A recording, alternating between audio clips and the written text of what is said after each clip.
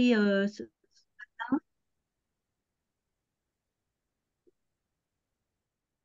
Vous étiez très nombreux à être inscrits ce matin. Bon, je pense on va pouvoir commencer. Il est 9h32 très exactement. Certaines personnes vont sûrement nous rejoindre pendant le temps d'introduction. Donc, Laure Barazuti de l'APS, bonjour à tous. Donc, nous sommes très heureux de vous accueillir pour ce nouveau webinaire WebESS qui fait partie donc d'une série sur cette année. Je vais tout d'abord techniquement vous demander de bien vouloir fermer vos micros pour ne pas que nous ayons de bruit parasite. Euh, Évidemment, vous pourrez les réouvrir hein, si vous souhaitez prendre la parole ou poser des questions à des moments donnés. Je vais vous donner quelques éléments de consigne.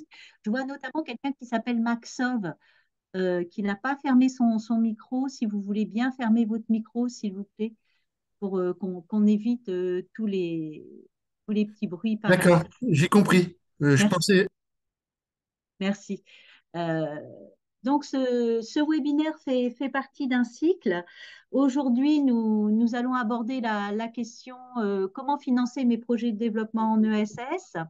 Donc, avant de vous donner le cadre de ce webinaire, vous donnez rendez-vous sur deux autres dates dès aujourd'hui pour la fin du cycle de webinaire sur l'année 2023. Donc, vous dire que le 10 novembre, nous aurons un prochain webinaire sur la thématique du handicap.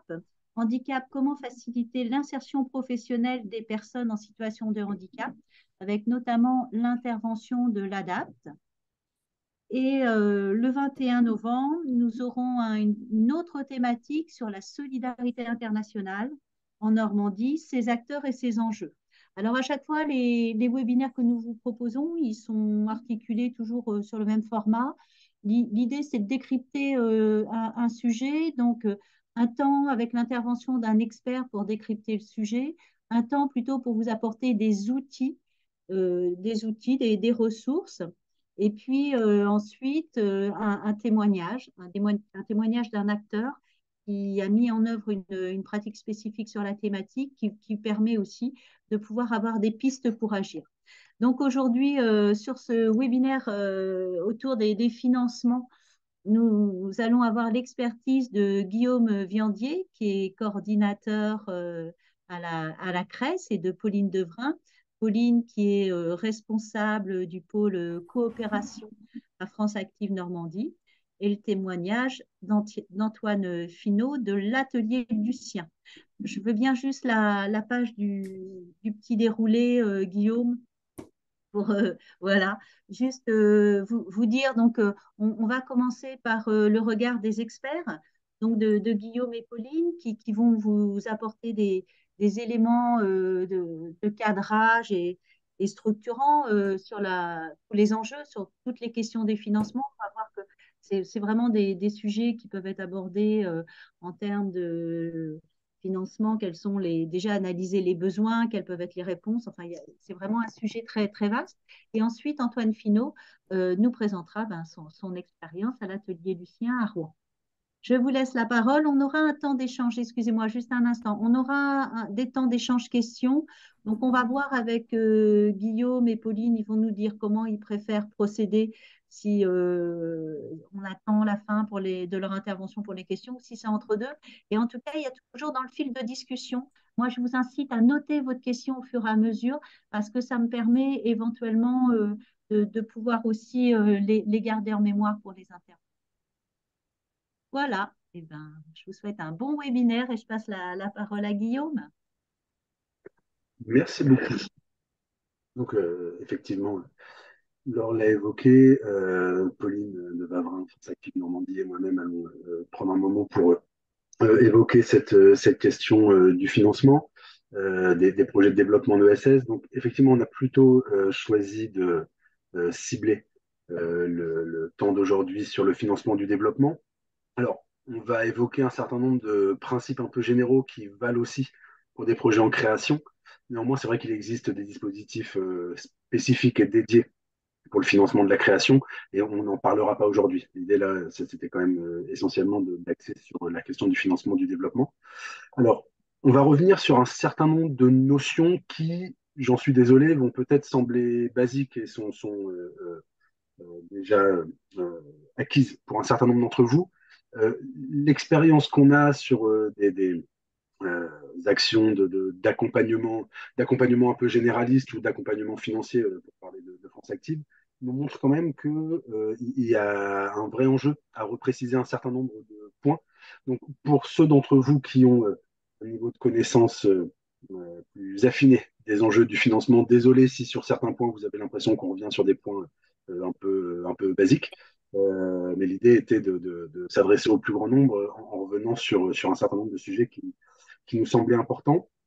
Euh, Au fur et à mesure de l'intervention, je mettrai un certain nombre de liens dans le chat parce que donc aujourd'hui on a effectivement 1 heure et demie, dont un temps de témoignage et puis un temps de questions-réponses. Donc sur les éléments qu'on va vous donner, on va essayer de se limiter à 45-50 minutes. Donc ça ne nous permettra pas évidemment d'approfondir chacun des sujets. Voilà. Juste une question de la Donc gouvernance je de votre me priorité, permettrai de il y a mettre dans le quelque chat chose un certain nombre Jacqueline Béarnis. de C'est pour ça Pardon. que ça m'intéresse aussi d'en parler parce que, en Désolé, gros, là, je pour renouvelle l'instant, la demande de l'or. Est-ce que vous pouvez au il y a micro, eu, je crois, seulement enfin, Et- peut-être un ou Édouard deux, Lemaire, côté argentan. peut-être plus, mais en Excusez-moi. gros, Et- ils sont Alors, c'est en pas chez vous que connexion j'ai les avec le bons membre de la parasites. des Est-ce que commissions vous de service. pouvez... En gros, il n'y a pas d'identité vraiment. Merci beaucoup. Désolé, c'est une demande qui est un peu rude, mais c'est vrai que sur les webinaires comme ça, si on ne coupe pas les micros, c'est rapidement la cacophonie. Euh, Avant de démarrer, juste Pauline, je te passe la parole pour que tu puisses te présenter rapidement. Bonjour à tous, Pauline de Wavrin. Moi, je travaille chez France Active Normandie. On travaille en coopération avec les autres structures d'accompagnement de l'ESS dont la CRES fait partie. Et nous, on intervient plutôt sur les questions de modèle économique et on dispose également d'outils financiers pour accompagner financièrement les structures de l'ESS, mais pas que. Et du coup, je vous en toucherai un petit mot tout à l'heure sur les différents outils qui peuvent être mobilisés chez nous. Je remercie la CRES de nous avoir conviés à animer ce temps avec vous et j'espère que le contenu vous satisfera. Merci beaucoup, Pauline. Euh, En introduction, avant de parler de rentrer dans le sujet des outils de financement à proprement parler, ça nous semblait important, Pauline et moi, de revenir sur deux notions. Euh, D'abord, la notion de lucrativité. On parle évidemment dans le champ de l'ESS de non-lucrativité pour les acteurs associatifs et puis de lucrativité limitée pour les autres acteurs, notamment coopératifs ou sociétés commerciales de l'ESS. Et on a régulièrement constaté qu'il y avait une forme de confusion sur ces notions chez un certain nombre d'acteurs euh, qui, globalement, font une forme de confusion entre la lucrativité et d'autres notions, d'autres concepts. Qu'est-ce qu'on appelle la lucrativité? La lucrativité, ça se définit bien comme la recherche, dans la réalisation d'une action, d'un gain ou d'un profit individuel. Euh, la confusion qu'on observe régulièrement chez un certain nombre d'acteurs, c'est d'assimiler cette idée à l'idée selon laquelle une structure de l'économie sociale et solidaire ne pourrait pas réaliser d'excédent, ne pourrait pas réaliser de bénéfices. C'est effectivement une confusion. La non-lucrativité, qu'est-ce que ça veut dire? Ça veut dire que les excédents réalisés par la structure doivent être réinvestis dans l'activité. Euh, alors, si on parle de non-lucrativité, l'ensemble des excédents sont réinvestis dans l'activité. Si on parle de lucrativité limitée, ça veut dire que la majorité des excédents sont réinvestis dans l'activité. Qu'est-ce que ça veut dire? Ça veut bien dire que les structures de l'ESS peuvent réaliser des excédents. J'irai même plus loin, les structures de l'ESS peuvent réaliser des excédents sans autre limite que l'accord avec leur objet social. Évidemment, les structures de l'économie sociale et solidaire n'ont pas vocation à générer des bénéfices en mettant en place des actions qui n'auraient vocation qu'à générer des bénéfices et pas à concourir à la réalisation de leur objet social. Mais il n'y a absolument aucune limite quant à la possibilité, aucune autre limite que celle-là, quant à la possibilité des structures de l'ESS de générer des bénéfices. Euh, et donc, quand on parle de non-lucrativité, c'est bien pour dire que ces bénéfices doivent être réinvestis dans l'activité. Donc, premier point, les structures de l'ESS peuvent réaliser des bénéfices. Allons même plus loin, une structure de l'ESS doit réaliser des excédents, doit réaliser des bénéfices, notamment, et ça fait le lien avec le second point qu'on souhaitait clarifier dans l'introduction, notamment pour se constituer des fonds propres. Et là, je vais passer la parole à Pauline, qui, en quelques mots, va nous résumer les raisons pour lesquelles il semble nécessaire qu'une structure de l'ESS puisse se constituer des fonds propres. Oui, je veux bien que tu mettes la petite slide. Du coup, deux éléments comptables importants qui vous servent à piloter vos structures. À gauche, vous avez le compte de résultat et à droite, vous avez le bilan. On voit bien que si le principe de non-lucrativité rend limité ou impossible le partage de l'excédent, comme le disait Guillaume, il ne vous interdit pas d'en faire et c'est plutôt le signe d'une gestion saine puisque l'excédent qu'on voit en bas du tableau du compte de résultat, il va aller se remettre dans votre bilan au niveau des fonds propres. Et donc avoir des fonds propres pour une structure, c'est indispensable. C'est même nécessaire à sa survie et au développement de ses différents projets. On va passer sur la slide suivante. Donc, les excédents sont nécessaires parce qu'ils viennent renforcer les fonds propres. Et pourquoi les fonds propres sont importants? Ils sont importants pour plusieurs choses. C'est des ressources qui appartiennent durablement, qui appartiennent définitivement à l'association. En gros, il s'agit de tout ce qui est apport durable qui est fait à votre structure. Donc, dans les fonds propres, on va retrouver les résultats de l'exercice, les fameux excédents dont on vous parle depuis tout à l'heure, les résultats cumulés des années passées qui vont être dans les réserves. On va aussi trouver les apports, on va trouver aussi les subventions d'investissement. Et donc, ces fonds propres sont indispensables à la survie de la structure. On peut donc les constituer de trois manières, en ayant des résultats positifs, donc en dégageant des excédents, en allant chercher de l'argent à l'extérieur avec des apports en fonds associatifs si vous êtes sous forme associative, des apports d'associés si vous êtes en format scope ou en format de société classique par des apports qui peuvent être aussi remboursables ou non remboursables. On verra tout à l'heure les différents outils financiers qui peuvent exister pour venir renforcer ces fonds propres. Et du coup, ça va permettre plusieurs choses, avoir des fonds propres conséquents. Ça sert dans un premier temps à amortir les chocs, à faire face aux imprévus que vos structures peuvent rencontrer. Par exemple, le Covid, par exemple, la suppression d'un financement que vous aviez depuis des années et puis finalement qui ne tombe plus. Ça peut être faire face à la difficulté de paiement d'un client qui a une grosse créance chez vous et qui la règle pas. Du coup, on va venir puiser dans les fonds propres, on va venir taper dans ce matelas de sécurité pour faire face à ces imprévus. Et puis, comme le disait Guillaume tout à l'heure, les fonds propres, ça sert aussi à développer de nouveaux projets qui vont venir remplir l'objet social de votre structure, qui vont venir contribuer à la mission que vous vous êtes fixée. Et on va venir chercher dans les fonds propres pour développer des choses qui peuvent mettre un peu de temps à générer des rentrées d'argent ou à trouver des financeurs publics dans le cadre d'activités. Donc, avoir des fonds propres, ça permet d'innover, ça permet de prendre un peu de risques et ça permet d'aller chercher des nouveaux projets qui font encore plus de sens au sein de vos structures. Et puis, avoir des fonds propres positifs, avoir des fonds propres suffisants, ça permet aussi une mobilisation à la fois de financeurs externes, quand vous allez avoir besoin d'aller chercher des fonds pour un nouveau projet, pour un investissement, pour faire face à un coup dur. Ce qu'on va regarder, nous, en tant que financeurs, et on le verra tout à l'heure en fonction des différentes solutions de financement qui sont proposées, ça va être le niveau des fonds propres, parce que comme je le disais tout à l'heure, c'est un gage de bon pilotage de gestion. Donc, ça va venir mettre en confiance le financeur, l'investisseur, mais pas que. Ça peut aussi permettre de mobiliser. J'entends un chien, je ne sais pas si vous l'entendez aussi, mais c'est perturbant. Pardon, je suis désolé, Pauline. Je suis désolé, je refais passer le message. Est-ce que vous pourriez couper vos micros, s'il vous plaît? Alors, Euh, notamment ceux qui ont des chiens, mais pas que. Sont pas d'accord avec ces notions de fonds propres, apparemment.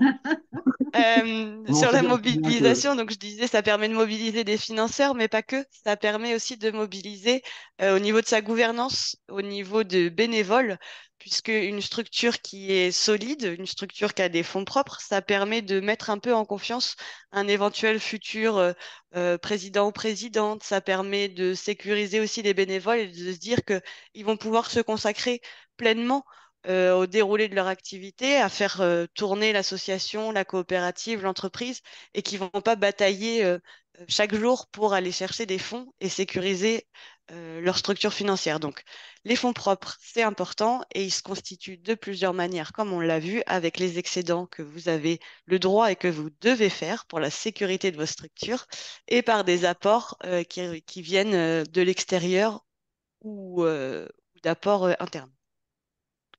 Est-ce que ça va sur ces notions de fonds propres? Il y a une question dans le chat, Pauline, je ne sais pas si tu souhaites y répondre maintenant. C'est quelle différence faites-vous entre disponibilité, trésorerie et fonds propres? Alors, Je ne comprends pas. très, très brièvement, les disponibilités, c'est ce qui apparaît dans votre bilan et c'est à un instant T, c'est-à-dire au 31 décembre de la fin d'année. Dans votre bilan, la disponibilité, c'est l'argent que vous avez disponible pour la structure, donc en général l'argent qu'il y a sur les différents comptes en banque.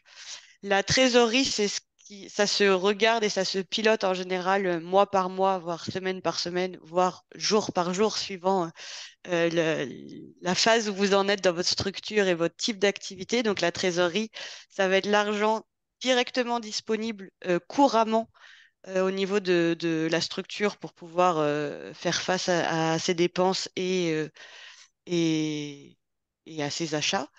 Et les fonds propres, c'est en gros le patrimoine de la structure, c'est ce qui est durablement présent au sein de la structure. Et du coup, on va retrouver les subventions d'investissement, on va retrouver les résultats cumulés, notamment. Et du coup, c'est plutôt une notion comptable que de l'argent directement disponible, les fonds propres. C'est ce qui matérialise la solidité financière. Quand on n'a plus de fonds propres, on n'est plus solvable. Donc, euh, on peut fermer sa structure parce que les fonds propres ont disparu, puisqu'on n'est plus solvable au regard des différents financeurs, mais c'est plus une notion comptable que de l'argent directement disponible et qu'on peut utiliser couramment. merci. Pour les questions, pardon, effectivement, je n'ai pas précisé. Sur certaines questions comme ça, effectivement, ça vaut le coup qu'on réponde directement. Sinon, je vous propose qu'on s'accorde un temps un peu plus long de questions-réponses à la fin de ce webinaire. Par ailleurs, pour préciser un peu ces notions, je vous ai envoyé dans le chat un guide, alors qui date un petit peu, mais qui à mon sens reste pertinent, un guide publié par France Active sur association et fonds propres. On me dit que le lien de téléchargement ne fonctionne pas. Je crois qu'il est directement consultable sur la page. De toute façon, on pourra envoyer un lien des personnes. Il est 9h50. Pour écouter vos notifications, suivez celle qui s'affiche sur votre téléphone pour autoriser l'accès correspondant. Merci. On enverra l'ensemble des ressources par mail aux personnes inscrites. Donc, j'essaierai au fur et à mesure de les mettre dans le chat. Merci Pauline pour ce point. Pardon, je suis désolé. Donc voilà pour cette introduction et ces deux éléments sur lesquels on souhaitait revenir. D'une part, bien rappeler ce que définissait la notion de lucrativité. D'autre part, l'importance des fonds propres. Maintenant, on va passer à cette question du financement à proprement parler. Et alors, le choix qu'on a fait pour évoquer ce sujet-là, c'est d'évoquer les différents types de besoins de financement. Euh, En fait, tous les besoins de financement auxquels vos structures sont confrontées peuvent être classés en trois catégories. C'est vrai de l'ensemble. Des besoins de financer le fonctionnement, des besoins de financer le BFR, besoin en fonds de roulement, et le besoin de financer des investissements. Ces besoins de financement appellent des réponses différentes et la mobilisation d'outils différents. Euh, alors, On va essayer pour chacun de ces besoins de le définir rapidement, de vous donner des éléments sur la manière dont ces besoins peuvent être financés, sur les outils que vous pouvez mobiliser pour financer ces besoins, et puis d'essayer de vous donner quelques éléments sur les motivations ou les attentes des financeurs quand vous allez les solliciter. Euh, ce alors, cette manière de présenter les choses, elle nous semble intéressante et on l'a choisie parce que l'idée, plutôt que de vous défiler une liste d'outils de financement, c'était bien de dire il faut partir des besoins des structures et plutôt que de vous faire un panorama d'outils, ça nous a semblé plus pertinent et probablement plus parlant pour vous qu'on parte des différents types de besoins. Pour autant, il y a une limite dans cette manière de présenter les choses, c'est qu'il y a un certain nombre d'outils qui potentiellement peuvent répondre à différents types de besoins. Donc, on le précisera au fur et à mesure, en essayant de ne pas apporter de la confusion là-dedans. Mais notre point de départ, c'était de dire il vaut mieux partir, pour parler de ce sujet-là, des besoins plutôt que de l'offre.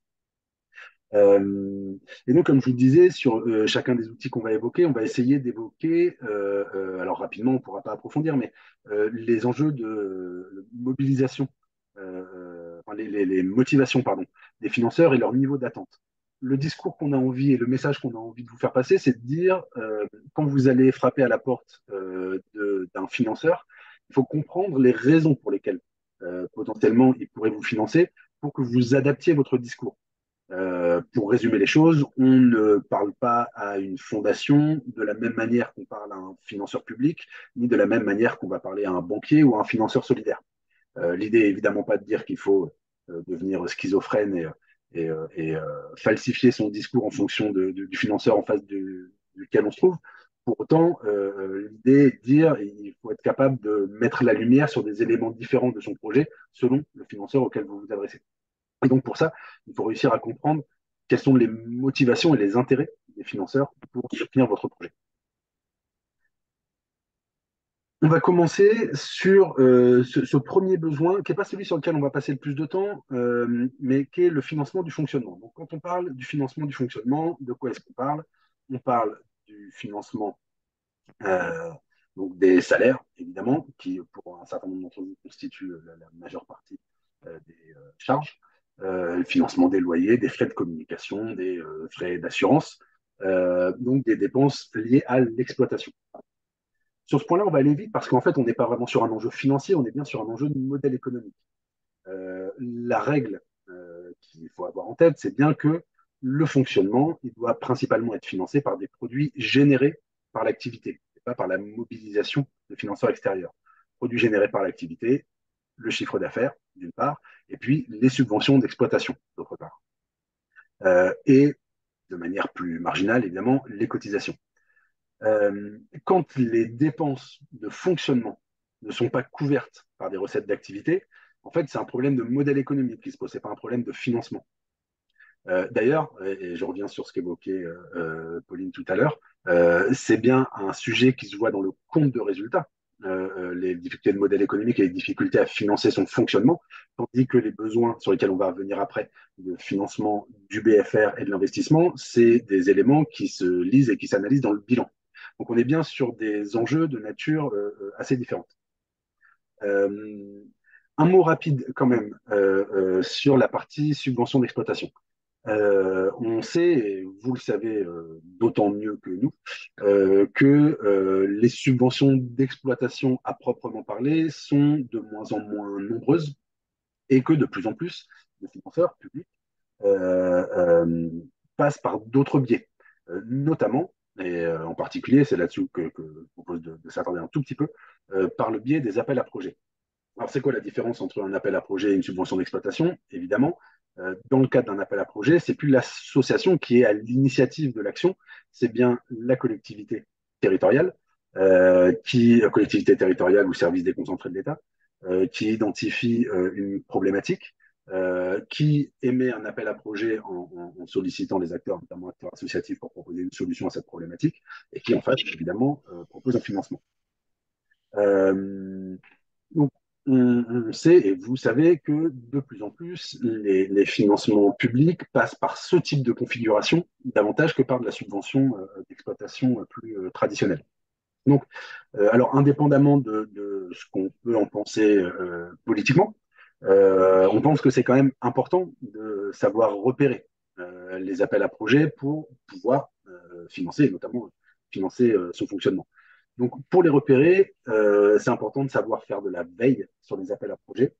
Et là-dessus, alors, évidemment, les capacités à faire de la veille sur les appels à projets dépendent de la taille de vos organisations. On sait bien que pour un certain nombre de petites structures, c'est pas facile de dédier du temps, des moyens, de l'énergie pour faire de la veille sur les appels à projets.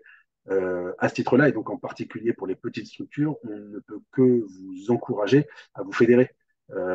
Les têtes de réseau des différents champs, à plus ou moins grande mesure, font ce travail de veille sur les appels à projets et diffusent un certain nombre d'appels à projets auprès de leurs adhérents. Donc, pour notamment ceux d'entre vous qui n'appartiennent pas à des têtes de réseau, on ne peut que vous encourager à vous fédérer, notamment pour bénéficier de ce type de veille. Donc, c'est important de savoir repérer les appels à projets et puis c'est important aussi de savoir y répondre. Alors, on n'a pas le temps d'approfondir ici le sujet, mais on est typiquement sur un sujet qui peut être traité et travaillé dans le cadre d'un accompagnement. Et à ce titre-là, je rappelle à ceux qui ne connaissent pas le dispositif ou à ceux qui le connaissent mais qui n'identifient pas forcément qui peut intervenir sur ce sujet-là, que vous pouvez tout à fait mobiliser le DLA, dispositif local d'accompagnement, sur ce type de besoin. Savoir identifier les appels à projets et puis savoir s'organiser pour y répondre. Très rapidement, avant de passer aux besoins suivants, un mot aussi sur les fonds européens. Globalement, on sait que les moyens proposés par les fonds européens sont insuffisamment mobilisés par les structures. Alors, de manière générale, ils sont insuffisamment mobilisés en France et puis notamment insuffisamment mobilisés par les structures de l'ESS. Pour autant, on sait qu'il existe des moyens importants dans le cadre d'un certain nombre de fonds. Alors, on évoquera trois fonds principaux, les trois fonds structurels, le FSE+, qui soutient des projets en faveur de l'emploi, en faveur de l'inclusion sociale et de la lutte contre la pauvreté, de l'éducation et de la formation, le FEDER, qui finance recherche, innovation et notamment des projets de transition écologique, et puis le FEADER, qui soutient les projets de développement rural. Je pense que c'est important que, dans le cadre de recherche de financement, vos organisations s'intéressent à ces fonds-là. Néanmoins, on sait qu'il y a besoin d'une vraie solidité administrative, parce que c'est des financements qui sont pas faciles à mobiliser et ça demande une vraie ingénierie de projet pour aller chercher des financements européens. Et puis par ailleurs, une vraie solidité financière, parce qu'on sait que ce sont des fonds qui, majoritairement, interviennent en remboursement de dépenses engagées, ce qui, de fait, nécessite pour les structures qui les mobilisent d'avoir une vraie solidité en termes de trésorerie avec une capacité à avancer des fonds en attendant d'être remboursés. Alors là-dessus, je vais vous mettre quelques liens dans le chat qui vont vous permettre d'avoir des éléments un peu globaux sur ce sujet-là. Et notamment, je vous encourage à aller sur le site qui s'appelle L'Europe s'engage en France, qui est le site français des fonds européens. Mais donc, besoin d'une solidité, notamment en termes de trésorerie pour aller mobiliser ces fonds, et ça fait une transition toute naturelle vers le sujet d'après, sur le financement pardon, de la trésorerie du BFR. Pauline, je te passe la parole. Oui, c'est effectivement une très bonne transition, l'exemple des fonds européens. Vos activités, l'activité de vos structures, ça entraîne des mouvements financiers qui vont pas se produire tous en même rythme et en même temps. Par exemple, vous allez payer vos charges sociales par trimestre, vous allez avoir le paiement d'une subvention, notamment le versement de fonds européens qui peut intervenir après plusieurs mois, voire plusieurs années où l'action a eu lieu. Vous allez en contrepartie avoir des fournisseurs pour lesquels vous allez payer soit vos factures directement, soit à 30 jours fin de mois. par exemple l'électricité ou le loyer, ou c'est tous les mois et c'est régulier, alors que l'argent, notamment dans le cadre d'appel à projet ou de financement européen, va arriver beaucoup plus tard. Et du coup, c'est ça qu'on appelle le cycle d'exploitation. Le cycle d'exploitation, c'est vraiment le cumul des décalages entre l'argent qui rentre et l'argent qui sort. Et c'est ça qui va générer ce qu'on appelle le fameux BFR, le besoin en fonds de roulement. Le besoin en fonds de roulement, il faut le comprendre, c'est un terme qui fait toujours peur et qui est un terme très comptable. En gros, il faut le voir comme le besoin de trésorerie que vous avez à couvrir, qui naît du décalage entre les rentrées et les sorties d'argent. Donc, avant de choisir la solution de financement à mobiliser pour couvrir ces besoins de trésorerie, ces besoins de financement courants, réguliers, qui sont dans la vie quotidienne de la structure, il est important du coup que vous ayez compris votre cycle d'exploitation, que vous ayez compris quand les trous de trésorerie arrivent, quand les excès de trésorerie arrivent. Chaque structure a un cycle d'exploitation qui est propre et qui dépend de la nature des activités, qui dépend du modèle économique qui est choisi. Est-ce qu'on est plutôt sur un modèle marchand, sur un modèle non marchand, qui va plutôt fonctionner du coup avec des cotisations et des fonds publics, ou est-ce qu'on est sur un modèle hybride? Ça dépend aussi de votre organisation. Donc, chaque structure a un cycle d'exploitation qui est différent. Et donc, a un besoin de financement de trésorerie, un besoin de trésorerie qui varie en fonction des éléments que je viens de vous citer. Par exemple, des structures peuvent être marquées par une forte saisonnalité d'activité, les centres de loisirs, les activités sportives organisées sous format associatif qui vont avoir des fortes rentrées d'argent à partir de septembre et jusqu'à novembre, et puis après, où ça va se tasser un peu. Et puis, il y en a d'autres qui vont avoir des rentrées d'argent régulières, celles qui vont plutôt être sur des modèles marchands, c'est-à-dire qui vont vendre des biens ou des services, ont des rentrées d'argent plus régulières. Du coup, le cycle d'exploitation est différent et le besoin de financement, le besoin de trésorerie est du coup différent. Comment est-ce qu'on le comprend? Eh ben, on le comprend en faisant son plan de trésorerie. Le plan de trésorerie est votre ami. Vous voyez, c'est écrit là, ça va être réécrit après. C'est vraiment ce qui permet de poser comment fonctionne votre structure. Et c'est par l'exercice du plan de trésorerie qu'on le fait. Donc, on ne va pas rentrer ici dans le détail de comment est-ce qu'on le construit, mais en tout cas, c'est un outil de pilotage indispensable à votre structure et c'est un outil qui va vous permettre de savoir de combien d'argent vous avez besoin pour faire face à la vie courante de votre structure.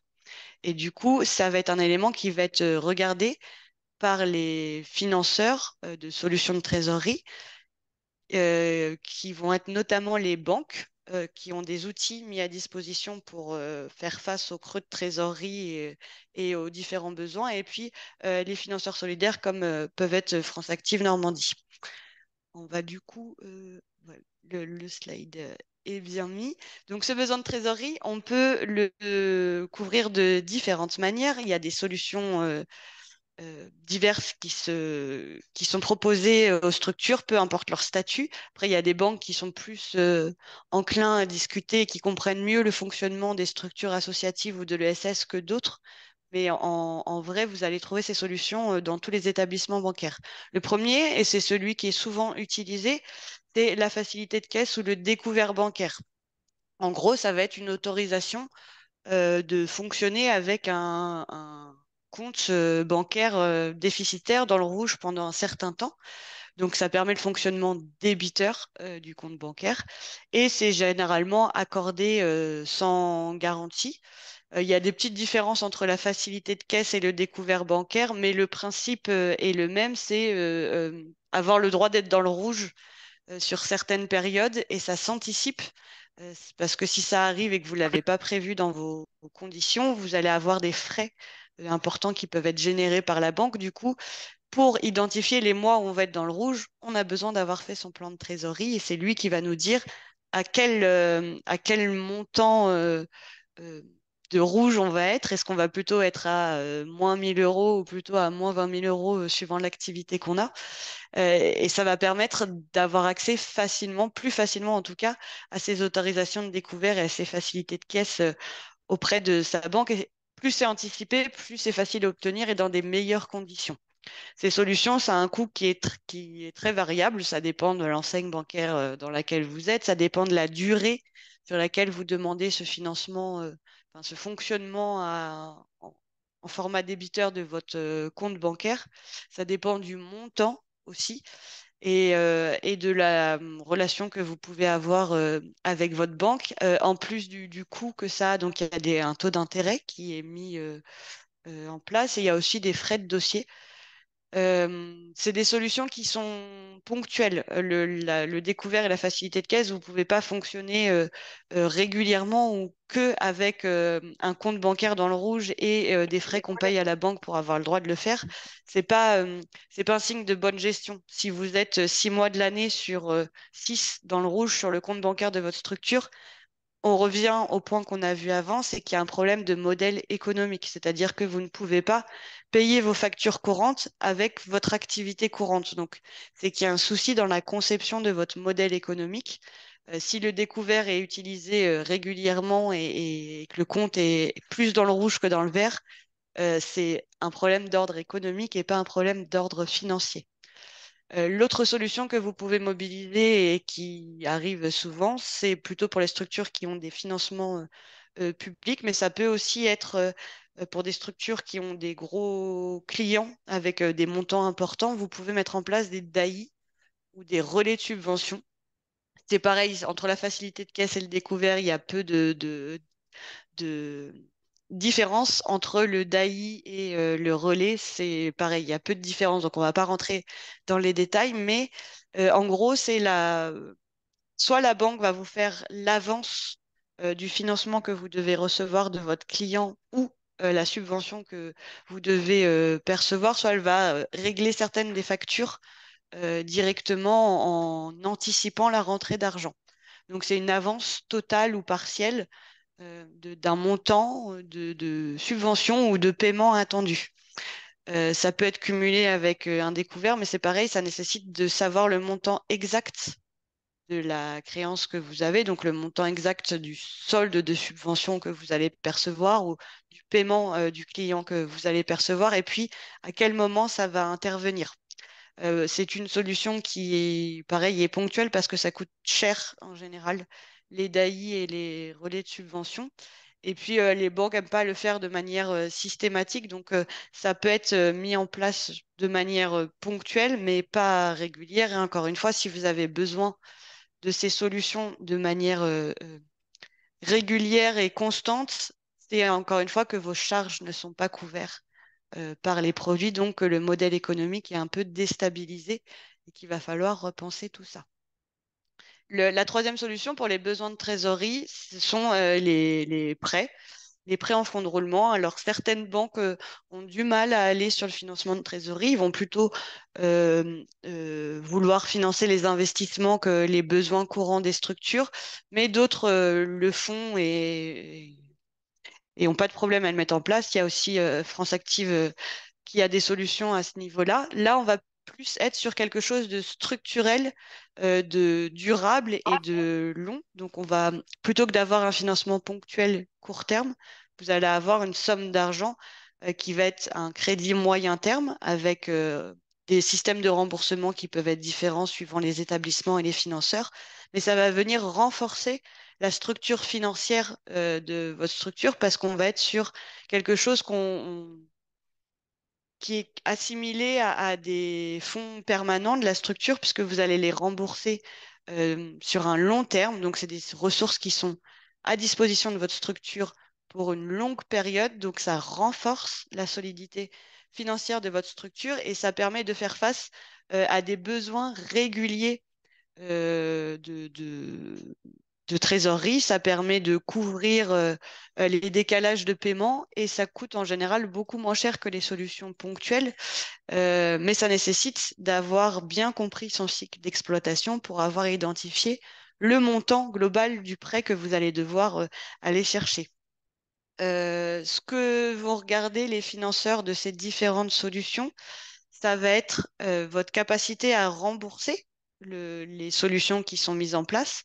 Donc pour les solutions court terme que sont le découvert et le relais, ils vont regarder votre plan de trésorerie.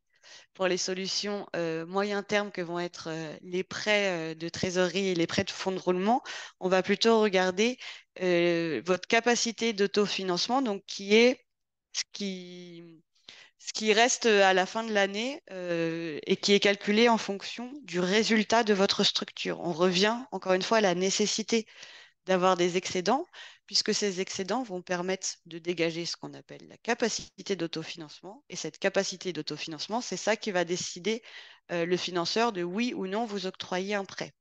S'il n'y a pas de capacité d'autofinancement, ça veut dire que vous n'allez pas pouvoir lui rembourser euh, l'argent qu'il vous a prêté. Donc, la décision sera non. Donc, c'est les éléments qui vont être regardés, le compte de résultat, le prévisionnel et bien sûr le niveau des fonds propres, puisque ça garantit la bonne gestion de la structure. Voilà, vous avez en gros les cinq principes à retenir que je viens de vous dire. L'endettement, c'est pas forcément mauvais et c'est pas le diable que d'avoir recours à des prêts, puisque ça vient renforcer durablement la structure, puisque ce sont des fonds qui sont durablement à disposition de la structure. Donc, c'est une solution solide. Les fonds propres sont nécessaires pour rassurer les financeurs. Le plan de trésorerie, c'est l'outil indispensable pour identifier le montant dont vous avez besoin. C'est un exercice qu'il faut faire régulièrement et de manière pertinente. Et dans ce qui va compter, c'est pas tant le taux des différentes solutions, c'est la relation que vous allez avoir avec votre partenaire financeur. Est-ce qu'il est réactif? Est-ce qu'il met en place des solutions assez facilement quand vous êtes en difficulté? Est-ce qu'il répond à vos messages? C'est plutôt ça qu'il va falloir regarder, c'est la qualité de la relation que le taux d'intérêt, parce que c'est à peu près le même partout. Et, et c'est plutôt la réactivité de votre partenaire qu'il faut voir. C'est bon pour moi sur la partie trésorerie, Guillaume. Merci beaucoup. Euh, Troisième type de besoins financés, le financement des investissements. Donc, bon, investissement, l'idée, c'est bien euh, une dépense que je fais dont je tire le bénéfice pendant plus d'un an. C'est la définition comptable de l'investissement. Donc, l'achat d'un véhicule, d'une machine, d'un logiciel, des travaux de rénovation des locaux, etc., etc. Alors, avant d'évoquer les différents outils de financement de l'investissement, et je vais essayer d'aller vite parce qu'on a déjà pris un peu de retard sur le timing, la question est pourquoi est-ce qu'on irait aller chercher des apports extérieurs pour financer des investissements, même quand on a des fonds propres? Là-dessus, je vous renvoie aux éléments présentés par Pauline au début. L'idée des fonds propres, d'avoir des fonds propres, c'est bien notamment pour être en mesure de faire face à des coups durs, à des imprévus. C'est aussi pour rassurer les potentiels financeurs. Donc, on a tendance, et je crois que France Active aussi, en tant que financeur de l'ESS, a tendance à alerter un petit peu sur les dangers de l'autofinancement intégral. Euh, pour financer des investissements, il existe un certain nombre d'outils que vous pouvez mobiliser et donc préférez garder vos fonds propres pour financer ce qui est plus compliqué à faire financer par ailleurs, notamment les pertes éventuelles ou des dépenses qui ne sont pas liées à un investissement et pour lesquelles il est plus dur d'aller chercher des apports extérieurs. Donc tout ça pour dire, même si vous avez des fonds propres et même si vous avez la capacité d'autofinancer vos investissements, la recommandation de manière générale, évidemment, est plutôt quand même de privilégier la recherche d'apports extérieurs. Alors, quelles solutions pour financer ces investissements? Rapidement, des outils non remboursables. Évidemment, l'idée est d'abord d'explorer ces possibilités-là. Besoin de faire un dessin pour expliquer en quoi est-ce qu'il est préférable d'aller mobiliser des outils non remboursables plutôt que des outils remboursables. Et puis, évidemment, des outils remboursables. Donc, on va essayer rapidement de balayer ces différentes solutions. Alors, je suis désolé, je vais devoir aller un tout petit peu vite pour avoir le temps d'aller jusqu'au bout. Encore une fois, étant donné qu'on est en train de dépasser un petit peu le timing, ce que je vous propose, c'est que probablement que le temps de questions-réponses risque d'être un peu court. Donc, moi, je resterai connecté un peu après 11 heures pour répondre dans la mesure du possible aux questions que vous aurez. Premier outil, les subventions publiques d'investissement. Donc, il existe un certain nombre de dispositifs de financement public, de l'investissement. Alors, avec notamment un certain nombre de dispositifs, on en parlait en introduction, qui peuvent mélanger le financement des investissements et le financement du fonctionnement sur des projets dédiés. Mais là l'idée est bon, essentiellement de parler du financement des investissements. Euh, Globalement, sur ces dispositifs-là, on est donc évidemment une subvention, donc un apport sans contrepartie, presque systématiquement en cofinancement. Vous aurez beaucoup de mal à trouver une subvention d'investissement qui finance 100% de votre investissement. Donc l'idée est bien de mixer les solutions et d'hybrider le financement. Alors, sur ce champ-là, quelles sont les attentes des financeurs? Avant tout, c'est de répondre aux enjeux de politique publique. Vous êtes face à une collectivité territoriale et ou un service déconcentré de l'État qui va vous financer parce que vous contribuez à l'atteinte d'objectifs de politique publique. Alors encore une fois, c'est intéressant d'avoir une réflexion politique sur ce sujet-là. Techniquement, voilà quelle est l'attente du financeur public en face de vous. À ce titre-là, je pense que c'est important pour nous, structure de l'ESS, d'avoir une vraie connaissance des échelons compétents sur chacun de vos sujets. Euh, donc, alors, de manière générale, on sait que les communes ont une compétence générale, que les départements ciblent plutôt les sujets de solidarité et d'action sociale, que la prérogative des régions, c'est plutôt le développement économique, et puis que par ailleurs, il y a des services déconcentrés de l'État sur différentes thématiques.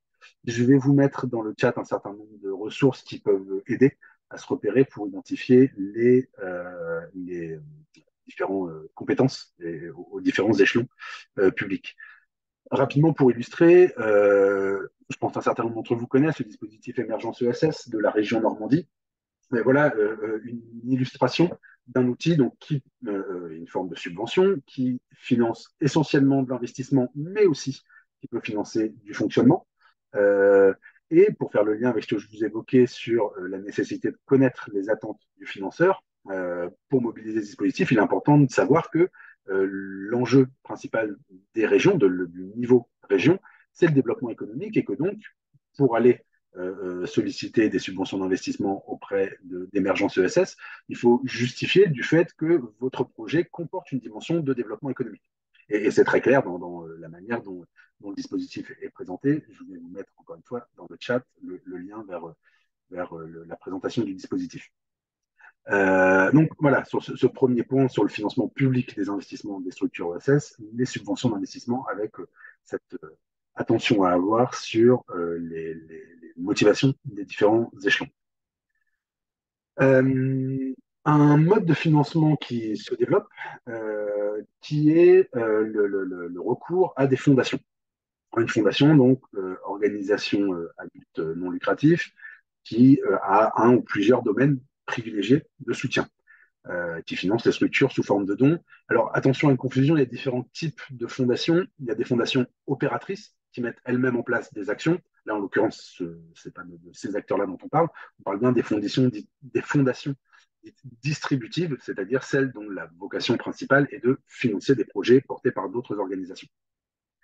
Euh, Elle finance prioritairement les associations, éventuellement les SIC, sous certaines conditions. Donc, les conditions étant les suivantes: non-rémunération du capital et gestion des intéressés. Alors, là-dessus encore, important de comprendre les attentes du financeur et qui vous avez en face de vous. Les fondations définissent, alors de manière perpétuelle ou parfois avec des programmes à durée de vie déterminée, des thématiques sur lesquelles elles interviennent. Donc je vous encourage à essayer d'identifier les fondations qui ont choisi des thématiques d'intervention qui se rapprochent de l'utilité sociale qui est portée par votre projet. Encore une fois, je vais vous mettre un certain nombre de liens dans le chat ensuite. Il y a la Fondation de France qui répertorie un certain nombre d'acteurs. Il y a le Centre français des fonds et fondations qui répertorie un certain nombre d'acteurs. Je pense que c'est intéressant de balayer ça. Alors, elles ont plusieurs modalités d'action, deux principalement. Un certain nombre d'entre elles fonctionnent par appel à projet. Donc, vous ne pouvez pas les solliciter n'importe quand et au fil de l'eau. L'idée est d'identifier leur calendrier d'appel à projet pour pouvoir proposer un projet à aller chercher du financement. Et puis un certain nombre d'entre elles peuvent être sollicitées directement et donc étudient des demandes de financement au fil de l'eau. Globalement, dans la manière dont elles communiquent sur leur site internet, sur leurs documents, c'est expliqué de manière relativement claire. Je suis désolé, je vais un tout petit peu vite. Encore une fois, on va évidemment vous envoyer des liens qui vont vous permettre d'approfondir les. Un autre mode de financement, notamment des investissements pour les structures de l'ESS, c'est le recours au mécénat. Alors, le mécénat, pour ne pas faire la confusion avec les fondations, c'est un dispositif qui permet à une entreprise, notamment en direct, de verser un don sans contrepartie à un organisme d'intérêt général. Euh, Aujourd'hui, a priori pour toujours, ce mode de financement-là, il est réservé aux structures qui sont reconnues d'utilité publique ou d'intérêt général. Notamment pour des raisons fiscales. Et encore une fois, ça renvoie aux attentes du financeur qui est en face de vous. Les entreprises qui rentrent dans ce type de démarche ont évidemment une attente en termes de communication. C'est-à-dire que l'idée pour elles, c'est de valoriser leur engagement, leur responsabilité sociale, environnementale. Et donc, ce qu'elles veulent, c'est financer des projets qui vont leur permettre de communiquer sur le fait qu'elles soutiennent indirectement l'intérêt général. Donc, pour recourir à ces financements-là, important de savoir valoriser son action et son utilité sociale. Et puis, par ailleurs, un incontournable, la capacité à délivrer un rescrit fiscal. Et là, on revient au point d'avant sur le fait que ce mode de financement est réservé aux structures reconnues d'utilité publique ou d'intérêt général. Pour approfondir sur le sujet du mécénat, encore une fois, je vais vous mettre dans le chat le lien vers le portail du mécénat, le site de l'ADMICAL. Un autre mode de financement des investissements par des outils non remboursables, le financement participatif, notamment le financement participatif, si on parle de forme non remboursable, sous forme de dons.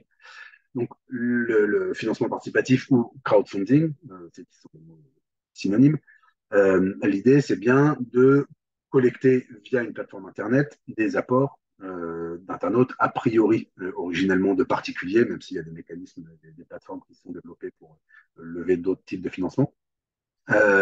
Alors là-dessus, attention, je pense qu'aujourd'hui, la plupart des acteurs l'ont bien compris, mais il y a eu pendant quelques années une confusion. C'est évidemment pas une recette miracle pour lever des ressources, le financement participatif. Globalement, on voit bien que, avant tout, c'est un outil pour sécuriser les dons d'un premier cercle de soutien au projet et que pour aller toucher d'autres donateurs que ceux qui font partie déjà du cercle de sympathie, on va dire, autour du projet, il est nécessaire d'avoir une vraie démarche de communication et d'investir du temps et des moyens sur la communication, sur la campagne de financement participatif. Alors, ce que je dis, ça ne doit pas vous désinciter à explorer cette possibilité, mais bien à être conscient que pour lever des dons via ce type de plateforme, ça implique un vrai investissement en termes de communication. Les attentes des financeurs, de fait, on est vraiment là sur une logique de communication. Pour lever des fonds auprès de souscripteurs particuliers qui ne connaîtraient pas votre projet avant, évidemment, il faut un projet qui, je l'ai mis entre guillemets, parce que j'entends que ça peut soulever des réticences, mais un projet qui donne envie. Un projet qui sait communiquer sur ce qu'il fait et sur les effets permis par son action. Alors, je vous ai mis un exemple là, de plateforme qui permet de lever des dons qui s'appelle My Money Help. Je vous ai mis celui-là notamment parce qu'il cible assez spécifiquement les projets d'économie sociale et solidaire. Il y en a d'autres. Pour avoir une vision un peu sur les différentes plateformes de financement participatif, je vous encourage, et encore une fois, je vais vous mettre le lien dans le chat, à aller sur le site de Financement Participatif France, qui est la tête de réseau des acteurs du financement participatif en France. Je passe très vite parce qu'on aura l'occasion d'en parler tout à l'heure dans le cadre du témoignage d'Antoine Finot. Sur les autres formes de financement participatif, il existe des plateformes qui permettent de lever du prêt et de lever des fonds propres de l'investissement. On y reviendra tout à l'heure en illustrant via le témoignage. Donc, voilà pour les outils non remboursables. Sur les outils remboursables, évidemment, le premier qui arrive en tête, c'est l'emprunt à moyen ou long terme. Moyen ou long terme parce que contrairement aux formes d'emprunt qu'évoquait Pauline tout à l'heure, qui servent à couvrir des besoins de trésorerie et qui sont plutôt à court terme, évidemment, quand on veut financer un investissement, l'idée est d'emprunter à moyen long terme. Un emprunt pour financer un investissement, il doit se placer sur la même durée que l'investissement lui-même. Alors, quelques mots là-dessus. Faut-il avoir peur de l'emprunt? Bon, je ne vais pas y passer longtemps parce que Pauline a déjà abordé le sujet, mais c'est vrai qu'on constate quand même une forme de réticence culturelle parmi un certain nombre d'acteurs de l'ESS à l'emprunt, euh, parce que considérant que en tant que responsable associatif, il est important d'avoir une gestion dite, alors je suis désolé pour cette expression extrêmement datée, une gestion de bon père de famille, et qu'un bon père de famille ne s'endette pas. Alors, un, l'expression est datée, deux, elle est absolument pas pertinente. Alors, loin de nous l'idée de promouvoir le surendettement à tout craint. Évidemment, vous comprenez bien que c'est pas ça le message, mais euh, euh, il faut bien comprendre que, et ça revient sur ce que j'évoquais tout à l'heure sur les dangers de l'autofinancement, euh, ne pas emprunter et privilégier de l'autofinancement à l'emprunt, c'est mettre en péril sa structure.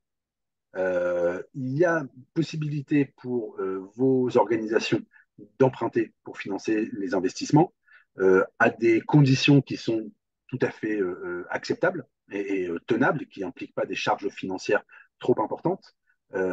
Privilégiez-les à l'autofinancement qui peut vous mettre en danger en venant rogner sur vos fonds propres et qui ferait que vous ne serez plus en mesure d'absorber les chocs. Euh, donc, il ne faut pas avoir peur de l'emprunt, d'autant moins qu'il existe quand même un certain nombre de banques qui, de fait, euh, euh, sont ancrées dans l'ESS, en tout cas sont elles-mêmes des structures de l'économie sociale, et puis essaient de développer une offre qui serait dédiée aux structures de l'ESS. Et alors là-dessus, ça fait le lien avec le point suivant sur les attentes de ces financeurs. Évidemment, et Pauline l'évoquait déjà sur les outils plus court terme, c'est valable sur les outils moyen et long terme. Avant tout, il faut savoir faire la preuve de sa capacité à rembourser. Et évidemment, le point principal pour aller solliciter l'emprunt, donc je ne reviens pas, le plan de trésorerie, le calcul, enfin, les budgets prévisionnels qui permettent de mesurer la capacité d'autofinancement, etc., etc. Par ailleurs, on constate quand même qu'un certain nombre de banques, et notamment les banques qui sont elles-mêmes des banques de l'économie sociale et solidaire, de développer ou d'introduire progressivement des critères d'utilité sociale dans l'attribution des prêts, qui n'ont évidemment pas vocation à devenir le principal critère de financement. On est sur des acteurs bancaires qui, avant tout, vont regarder votre capacité à rembourser, mais pour autant se développent. Alors, évidemment, le principal exemple là-dessus, c'est la NEF, qui, de fait, est une banque qui est ancrée dans la finance solidaire et qui ne finance que des projets à utilité sociale, environnementale ou culturelle. Mais par ailleurs, d'autres banques plus institutionnalisées, mais pour autant dont les racines se trouvent dans l'économie sociale et solidaire, commencent à introduire des notions de mesure d'impact dans leurs outils de financement. Je pense notamment à la caisse d'épargne, et puis il y a le crédit coopératif qui a une tradition quand même historique de financement associatif. Donc il y a des acteurs bancaires qui doivent pouvoir vous proposer des offres adaptées à vos besoins et voilà, qui correspondent à votre positionnement. Et puis le dernier point, et ça me permet de faire la transition avec Pauline et de dire un mot des outils France Active, le fait de financer son développement par la mobilisation d'investissements structurants et donc par des apports en fonds propres ou quasi-fonds propres. Ce qu'on vous a évoqué depuis tout à l'heure sur la décomposition des différents types de besoins de financement, donc fonctionnement, trésorerie, investissement, ça nous semblait important parce que relié de fait à vos enjeux. Pour autant, quand on souhaite financer le développement de son activité, en fait, tous ces besoins se cumulent. On a besoin de financer davantage de fonctionnement. Le développement de l'activité va créer du besoin en fonds de roulement qu'on va avoir besoin de financer. Et puis, il faut financer des investissements. Donc, l'idée est de réussir à hybrider les différentes solutions, mais il y a des outils qui vous permettent de financer l'ensemble de ces besoins. Et ça, c'est les outils de fonds propres ou de quasi-fonds propres. Donc, très rapidement, dans la définition, fonds propres, quasi-fonds propres, ça veut dire que c'est des outils qui, dans votre bilan, s'inscrivent en haut de bilan. Donc, ce n'est pas de l'endettement supplémentaire, c'est plutôt en haut de bilan. Je reviens sur ce que Pauline expliquait tout à l'heure sur l'intérêt d'avoir un haut de bilan important pour faire effet levier sur d'autres financements, pour consolider la structure. On est sur des outils qui sont à moyen et long terme et des outils qui, contrairement à un prêt bancaire, ne sont pas remboursables immédiatement. Sur des apports en fonds propres et quasi fonds propres, vous avez toujours un différé de remboursement, ce qui fait que c'est des outils qui sont appropriés pour investir dans des projets de développement sans avoir de charges financières immédiatement qui viennent peser sur votre compte de résultat. Et évidemment, parmi ces outils-là, celui sur lequel on souhaitait faire un zoom, c'était les outils de France Active, parce que de fait, ce sont ceux qui sont pour vos structures les plus directement accessibles. Pauline, je te passe la parole. Ouais, je vais aller très très vite parce qu'on est très en retard et je pense que le témoignage d'Antoine va être parlant. Juste pour vous dire, tu vas pas forcément dérouler toutes les slides, mais au niveau de France Active, on a des outils pour couvrir tout type de besoin à toute phase de vie de la structure. C'est-à-dire que vous soyez en création, en développement, en difficulté, en explosion et en essaimage de projet, on a des outils qu'on va venir positionner pour les structures.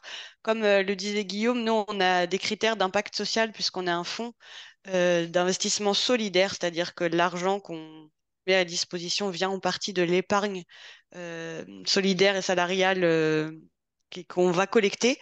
Donc pour ça, on doit respecter un certain nombre de critères et du coup, plus la structure va être engagée sur les éléments que vous voyez là, plus les solutions de financement qu'on va pouvoir lui mettre à disposition vont être importantes. Et surtout, si un de ces 5 critères a un impact négatif, c'est-à-dire s'il y a de la perte d'emploi, s'il y a des pratiques qui sont non écologiques ou contraires à la transition écologique, s'il y a une gouvernance qui est vraiment défaillante et absolument pas démocratique et qui respecte les principes de l'ESS, on ne pourra pas mettre en place de financement. Donc, ce qu'on disait tout à l'heure, on a des outils de financement pour la trésorerie, pour l'investissement, pour les décalages, pour les fonds propres.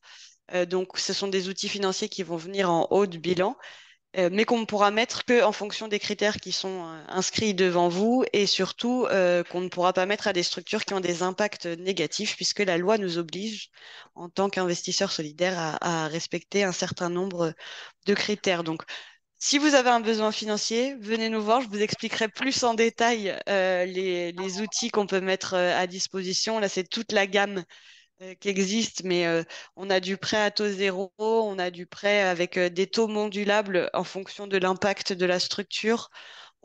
Et tous sont considérés comme du quasi-fonds propre, puisque issus de l'épargne solidaire. Donc, tous viennent renforcer les fonds propres de vos structures. On ne rentre pas dans le détail ici, mais on peut tout couvrir en fonction des besoins. N'hésitez pas à nous contacter et on étudiera en fonction de votre situation l'outil qui est le plus adapté. En général, on vient en complément de financement, soit bancaire, soit de subvention, soit d'investisseurs qui, comme le disait Guillaume, demandent des contreparties ou des cofinancements à leur intervention. Donc, en général, on va venir jouer ce rôle de cofinanceur et couvrir ce qui est difficile à couvrir, donc la trésorerie et la relance des structures qui sont en difficulté. Voilà, je ne rentre pas plus en détail. Vous aurez mon mail qui sera transmis par Guillaume et on pourra prendre rendez-vous pour discuter de tout ça. Juste vous dire aussi qu'on a un parcours d'accompagnement pour aider les structures à justement identifier leurs besoins de financement et à le penser dans la durée avec des parcours d'ateliers collectifs et de sensibilisation pour avoir une logique d'investissement structurant au niveau de vos structures et pas se retrouver tous les ans à aller chercher un peu d'argent à droite, un peu d'argent à gauche. On a tout un dispositif d'accompagnement pour vous aider à penser durablement les besoins financiers de vos structures et mettre en face les bons outils. Donc avec des ateliers, des conférences et un suivi personnalisé. Mais je vous expliquerai tout ça en individuel en fonction de vos besoins. Et je laisse Guillaume conclure avant le témoignage. Ouais, merci. Et donc effectivement, je vous prie de vous excuser, de m'excuser. Je crois qu'on a mal mesuré le volume d'éléments dont on souhaitait vous parler aujourd'hui et on déborde un petit peu. Donc, je vais passer sur les outils de finance solidaire pour vous proposer du coup d'incarner un petit peu ce sujet du financement de développement d'un projet de SS avec Antoine Finot, qui est co-gérant de l'atelier Lucie. Antoine, es-tu là?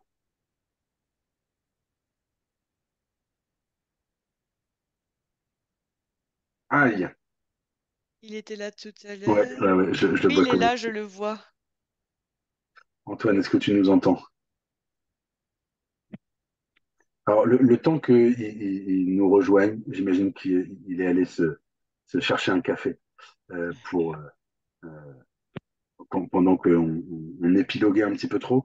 Je prends 2 minutes pour vous mettre dans le chat les différents liens dont je vous ai parlé qui vont vous permettre d'approfondir un petit peu. Donc, sur les questions du mécénat, sur les questions du recours aux fondations.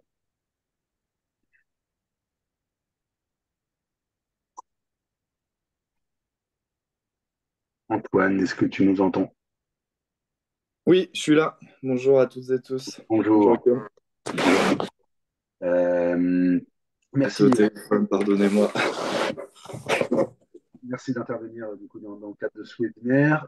Avant d'évoquer les sujets de financement, ce que je te propose, c'est peut-être d'évoquer, notamment aux non-rouennais d'entre nous, ce qu'est l'atelier Lucien et ce que sont vos activités.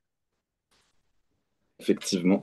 Bonjour à tous les participants.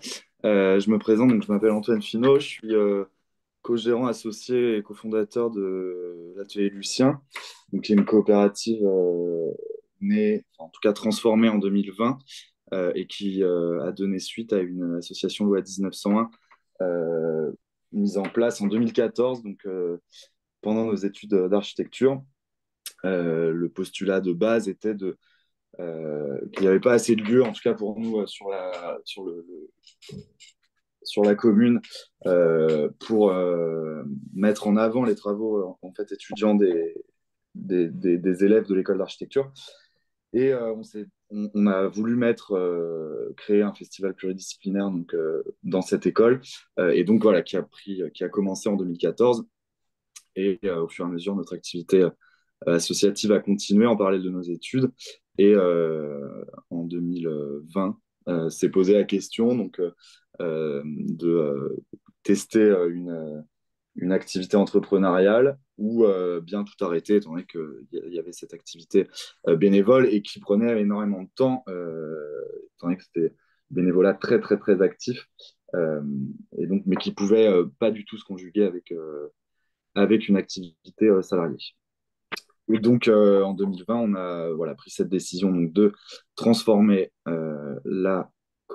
l'association pardon, en SCOP, donc un modèle de coopérative, un type de coopérative, pour notamment bénéficier de tout le patrimoine et de tout l'actif qui avait été constitué avec l'association, et notamment bénéficier de plusieurs exercices et bilans compte de résultats des précédents exercices pour appuyer notre première levée de fonds en 2020. Donc, juste pour faire un petit résumé aujourd'hui sur nos activités, donc on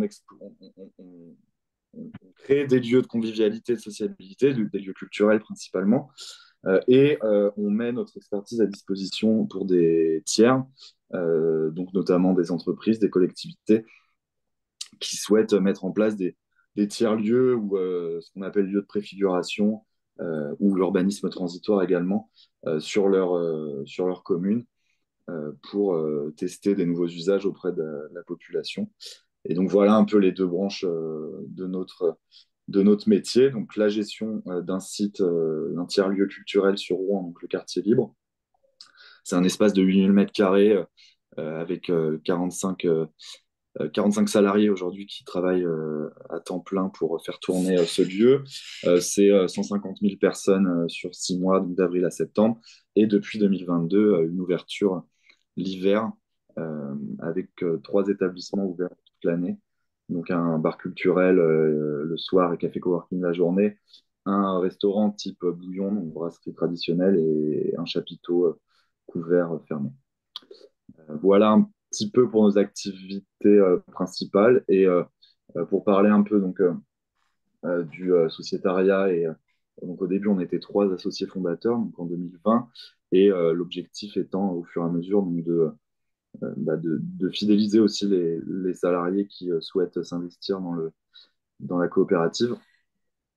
et donc pouvoir leur proposer l'accès au sociétariat au moment, par exemple, de la signature d'un CDI, ou au moment où il y a un engagement particulier de la part du salarié. Donc voilà, on était 3 en 2020, 5 en début 2022, et fin 2022, on est passé à 9 à l'occasion d'une seconde levée de fonds qu'on a réalisée en 2022, mais dont on va parler un petit peu plus en détail, je crois, par la suite. Voilà un peu Exactement. pour l'info.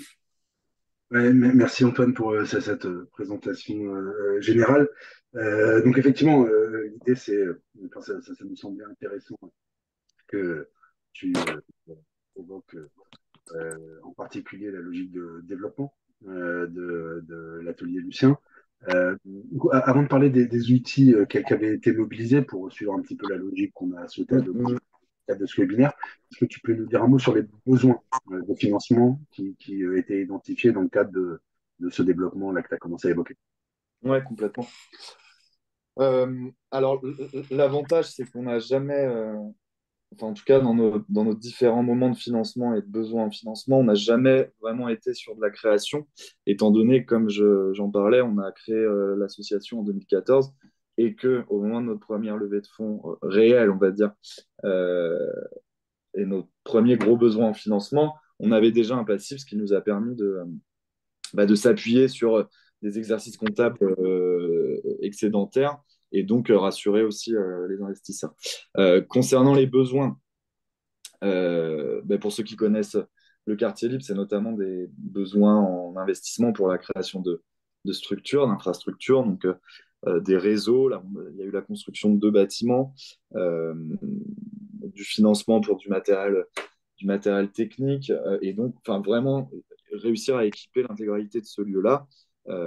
Donc pour que vous visualisiez un peu, auparavant, donc en 2018-19, quand on a eu ce site à disposition, c'était une friche industrielle, donc sur un ancien site SNCF, donc les Halles Cernam au pied de la tour des Archives à Rouen.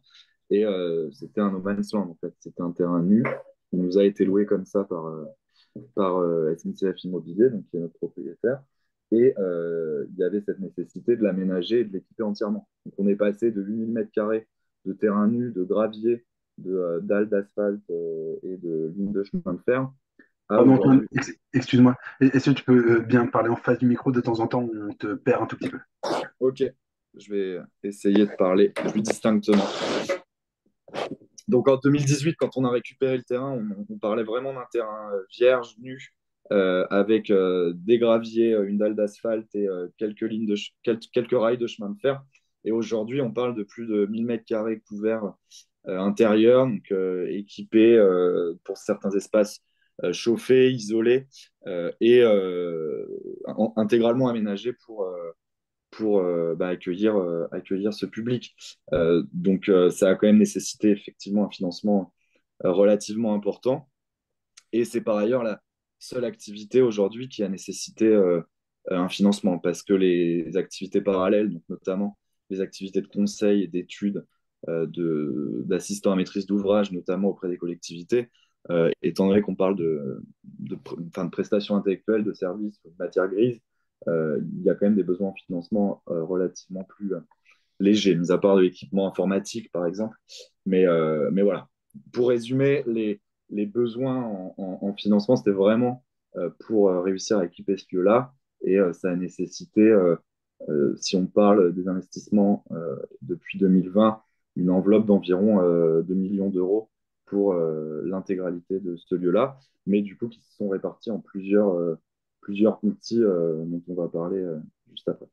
Oui, bah, oui, effectivement, allons sur les outils de financement que vous avez mobilisés. Donc, alors, pour rester un petit peu et illustrer les éléments qu'on a évoqués, je crois que vous avez réussi à mêler différents types d'outils là qu'on a abordés, en commençant par des outils non remboursables sur de la subvention d'investissement. Peut-être que tu peux commencer par là. Complètement. Alors, on a bénéficié du coup donc, juste pour resituer, on a eu 2 levées de fonds. On a décidé plutôt de détailler la deuxième, qui est plus complète en termes de montage économique et financier. Mais dans les deux levées de fonds qu'on a réalisées, donc une en 2020 et une en 2022, il y a quand même des outils similaires qui ont été déployés, et notamment des outils qui peuvent être cumulables en quelque sorte. Si on parle notamment de la subvention, des subventions publiques, il y a notamment certains acteurs. Je vais surtout détailler la région avec le dispositif Émergence ESS, dont on a pu bénéficier, qui a pu être mis en place à deux reprises. Donc, il bénéficie d'une phase création, pardon, et d'une phase développement. Il y a nécessité d'avoir un écart de 3 ans entre ces deux phases-là, euh, qui correspond à peu près à la date, enfin, comment dire, à la durée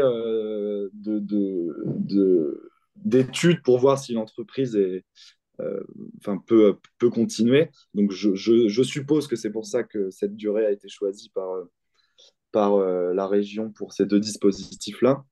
Et donc en 2022, on a effectivement pu aller chercher donc, la subvention de la région Normandie, donc Émergence ESS, sur la phase développement. Ce dispositif-là regroupe deux types, enfin, cible en tout cas deux types de financement. Donc l'investissement, donc on va parler plutôt ce qui est matériel, j'en parlais juste avant, mais aussi une part de fonctionnement, donc qui prend en compte des salaires, des études, des phases de conseil pour des conseils juridiques, communication, etc.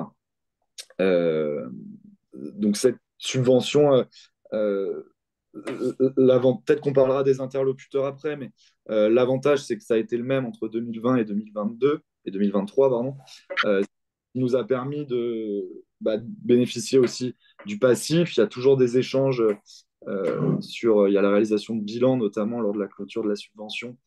Et donc, voilà, on se nourrit aussi des expériences passées pour pouvoir effectuer les démarches des années suivantes.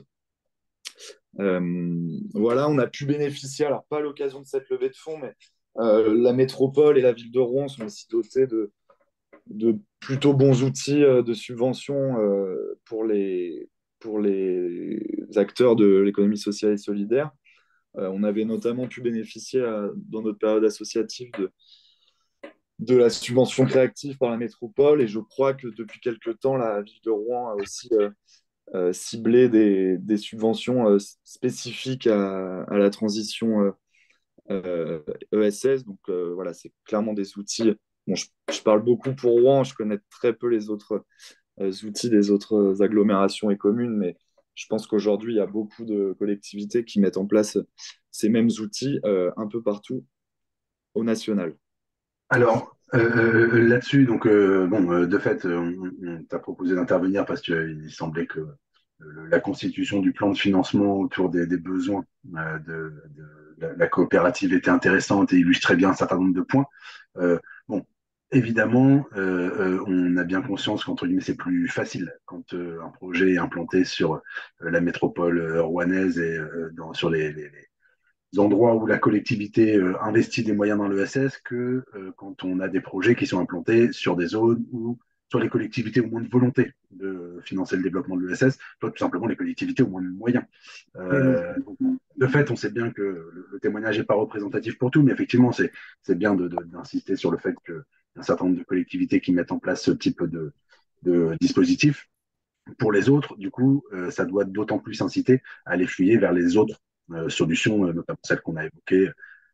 On ne revient pas sur les fondations, le mécénat, etc. etc. Micro-parenthèse terminée. Alors, du coup, outre la mobilisation donc, de subventions, donc, qui, on a bien compris, mêlée investissement et fonctionnement, Ouais. vous êtes allé chercher d'autres outils, notamment parmi les outils remboursables, de dette ou d'apport en fonds propres. Mm. C'est effectivement enfin, c'est la part la plus importante de notre montage économique. Enfin, il y a un point sur lequel, effectivement, je pense qu'il est important aussi d'insister, c'est que toutes nos démarches de financement ont été mises en place, et les deux levées de fonds quand on était sur un modèle de structure commerciale. Donc, il y a quand même beaucoup d'outils quand on a fait cette transition vers la coopérative, on a beau avoir un, un modèle de société orienté vers des valeurs fortes, euh, une entreprise à impact qui fait des choses, en tout cas nous, qu'on estime utiles et qu'on espère utiles pour les autres, pour les habitants, pour le territoire. Mais le fait de passer sur une structure commerciale ne nous permet pas aussi d'avoir accès à plusieurs, plusieurs subventions, notamment au mécénat. Donc voilà, il y a certains outils qui nous sont quand même un peu supprimés, mais ce qui est logique, mais dont il ne faut pas, en tant qu'acteur associatif, dont il faut évidemment se servir. On a la chance et la possibilité de travailler avec beaucoup d'acteurs associatifs du milieu de l'ESS normand et rouennais. Effectivement, on travaille avec eux sur du mécénat, notamment sur la mise à disposition d'espaces, des dons par rapport à des événements concrets où une partie est reversée à une cause.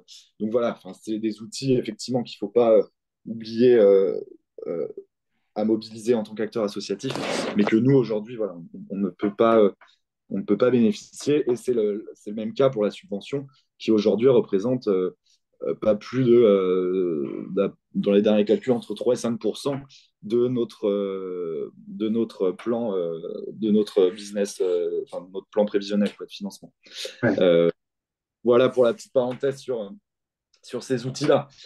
Et donc, ce qui nous emmène évidemment à la nécessité d'aller plutôt sur de l'investissement, enfin sur du financement remboursable auprès de structures extérieures. Et un dernier outil dont on parlera à la fin, qui va être l'apport en fonds propres et les apports au capital par des nouveaux sociétaires qui pourraient arriver au sein du capital. Euh, pour continuer sur la partie financement remboursable, donc plusieurs outils ont été mis en place et mobilisés, avec notamment une très grosse part euh, aujourd'hui d'endettement auprès d'un organisme bancaire privé, donc très schéma relativement classique. Donc une banque qu'on a choisie dès le début, qui a accepté de nous suivre en 2020 et qu'on vient réinterroger, re-questionner au moment de nos levées de fonds, savoir si ces derniers sont intéressés pour nous suivre. À savoir qu'il y a une démarche quand même relativement intéressante, mais dont je parlerai au moment d'expliquer la démarche de partenariat avec France Active. Mais peut-être qu'on peut commencer par ça. France Active, c'est un acteur qu'on est allé voir au tout début. On savait qu'il y avait des possibilités de financement d'entreprises à impact et de projets solidaires, en tout cas euh, de financement d'entrepreneurs engagés. Et donc, on a pu, dès 2020, en collaboration aussi avec l'URSCOP, du coup, qui est l'Union régionale des coopératives et qui est un peu notre mentor qui a été notre mentor au moment de la création de notre structure, et donc qui a pu nous diriger vers France Active. France Active nous a largement accompagnés sur nos deux levées de fonds, avec notamment l'organisation de tours de table financiers, et donc qui a été pris clairement en charge par France Active. Euh, donc allez les voir clairement. Enfin, sans faire de pub, c'est vraiment une bonne manière d'aller vraiment voir, d'aller choper plusieurs financiers et puis réussir à tous les mettre autour d'une table et dire OK, aujourd'hui, qui veut suivre le projet? En fait, l'objectif, c'est on ne sort pas de cette salle tant qu'on n'a pas réussi à boucler le plan de financement et tant que vous n'avez pas mis, vous soyez engagé ou retiré. Donc, c'était clairement l'objectif et à chaque fois, ça a plutôt bien fonctionné. Et donc, France Active a aussi participé à ces deux plans de financement à chaque fois avec un outil qui s'appelait le Préfrise. Peut-être que vous en avez parlé euh, avant dans les explications de Pauline. Et donc voilà, qui est un outil de, de financement à moyen long terme avec des possibilités de différer et remboursable. Donc ça a été un des premiers outils. Je pense que sur le prêt bancaire traditionnel, il n'y a peut-être pas moyen enfin pas nécessité de broder plus à ce sujet-là, hein. Je pense que tout le monde connaît plus ou moins cet outil-là. Alors la seule différence, c'est peut-être effectivement on a eu la possibilité d'avoir des prêts à relativement court terme, donc sur 2-3 ans au début, étant donné qu'on avait des durées de convention d'exploitation du lieu qui ne nous permettaient pas de nous engager sur plus longtemps. Donc ça, c'est aussi quelque chose qu'il faut prendre en compte, hein, au niveau de votre activité. Si vous avez un bail, par exemple, commercial ou une possibilité d'activité uniquement sur 5 ans, bah, logique, hein, n'allez pas vous endetter sur 7 ans, étant donné que les 2 années suivantes, vous êtes pas certain, mais de toute façon, les banques le refuseront certainement, de vous prêter sur un aussi long terme. L'avantage, évidemment, de pouvoir emprunter sur plus longtemps, donc en général, en ce moment, on est plutôt aux alentours de 7 ans. C'est très rare de pouvoir aller au-delà, mis à part sur du foncier et de l'immobilier, mais, sur du matériel ou du fonds de commerce, c'est un petit peu plus délicat. Euh, voilà, il y a aussi ce calcul nécessaire de, évidemment, plus votre délai de remboursement sera plus court, bah, plus vos échéances mensuelles seront aussi plus élevées pour un même montant. Donc, c'est évidemment à prendre en compte dans la trésorerie. Voilà un peu pour la partie bancaire et d'autres outils qui ont été sollicités. Euh, donc, avec notre partenaire l'URSCOP aussi, j'en parlais tout à l'heure, donc vraiment à destination, là, un outil à destination des scopes et des SIC, et donc qui mettent en place un outil financier pour accompagner le développement des coopératives, donc qui s'appelle Socoden, donc qui est également du prêt remboursable sur 7 ans, avec un différé de 12 mois qui a été mis en place, des possibilités d'allonger ce différé aussi. À savoir que l'URSCOP propose également la possibilité d'émission de titres participatifs. J'y viendrai après, vu que c'est un dernier point de notre plan de financement. Euh, et un autre outil qu'on est allé lever, qui est la Banque publique d'investissement, donc la BPI, et qui a également pu nous accompagner sur un prêt sur 7 ans également, et orienté autour des thématiques culturelles. Donc, c'est un organisme qui possède plusieurs fonds différents. Donc, c'est des fonds publics, hein, pour information, mais gérés par des structures. Enfin, Pauline, dis-moi si je me trompe, mais si je comprends bien le fonctionnement, c'est un peu le même que France Active au niveau de l'endroit d'où viennent les fonds. Mais par contre, on est sur des cibles d'entreprises financées clairement différentes. Si je dis des grosses bêtises, n'hésite pas à me corriger. C'est tout bon, c'est tout bon. Ok, parfait. Et donc voilà, BPI vient utiliser différents outils selon un peu la thématique bah, de votre structure, de votre activité. Donc nous, en l'occurrence, c'est un prêt à destination des entreprises qui proposent du culturel sur le territoire. Voilà pour la BPI. Et donc là, on parle, hein, uniquement de dette, sauf la subvention dont je parlais au début. Mais du coup, pour reprendre ce que Guillaume expliquait tout à l'heure, on est en bas de tableau du bilan. L'objectif, c'était aussi, bah, évidemment, de rajouter un peu d'actifs.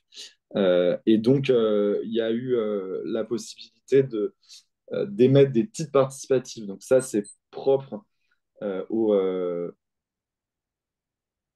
je dis peut-être des bêtises, je ne sais pas si c'est Non, non, c'est propre. propre. C'est propre aux coopératives, ouais. Ouais. Merci, Guillaume. Et donc, c'est une sorte comment on pourrait dire? C'est une sorte d'action, donc une sorte de titre qu'on remet à un investisseur qui va venir acheter ce titre-là, une certaine somme qui a été définie. Donc, en l'occurrence, nous, pendant notre levée de fonds, c'était 200 euros ce titre-là, et on en prend autant qu'on veut. C'est un peu comme une action, sauf qu'il n'y a pas de rémunération en dividende, donc il n'y a pas de rémunération de capital. La personne investisseur n'a pas de propriété dans cette entreprise-là, et se voit quand même rétribuer des intérêts à chaque fin d'année, et c'est des titres remboursables sur 7 ans également. Donc, on est au vu de l'explication, entre de la dette et entre du passif, entre de la dette et des fonds propres, ce qu'on appelle des quasi-fonds propres. Guillaume en parlait tout à l'heure. Et l'avantage, effectivement, c'est que ce n'est pas considéré comme de l'endettement et donc ça alourdit pas le bilan. Donc c'est un organisme qui s'appelle l'ITA, l'ITA.co, peut-être que vous en avez entendu parler. C'est la même structure qui a mis en place RIF et peut-être qu'on parlera des mesures d'impact à la fin de ce témoignage-là, parce que je vois, Guillaume, que tu en parlais. Et nous, c'est aussi des démarches qu'on aime suivre et mettre en place parce qu'aujourd'hui, pour nous, enfin, c'est plus possible de mesurer l'impact d'une entreprise uniquement sur son chiffre d'affaires, son bilan ou sa solvabilité, ce que fait la Banque de France notamment. Donc, quels sont les outils complémentaires pour voir l'impact social, l'impact environnemental d'une entreprise sociétale, etc. Et donc, ce que fait aussi l'ITA via un autre outil qui s'appelle RIF, et du coup, qui vient un peu à contre-courant de ce que propose l'épargne classique, notamment en faisant un peu le Yuka de l'épargne, en scannant votre livret A pour savoir où va un peu cet argent-là. Bref, on va revenir sur l'ITA. Et donc, l'ITA, qui est une plateforme de financement participatif, pas uniquement orienté vers les structures de l'ESS, mais plutôt des entreprises à impact positif. C'est en tout cas comme ça qu'ils se décrivent. Concrètement, ça veut dire quoi? Ça veut dire qu'ils peuvent financer des startups ou des structures un peu plus, comment dire, enfin, avec un objectif clairement de rentabilité et de faire du pognon, hein, clairement, mais qui vont avoir un impact positif sur le territoire.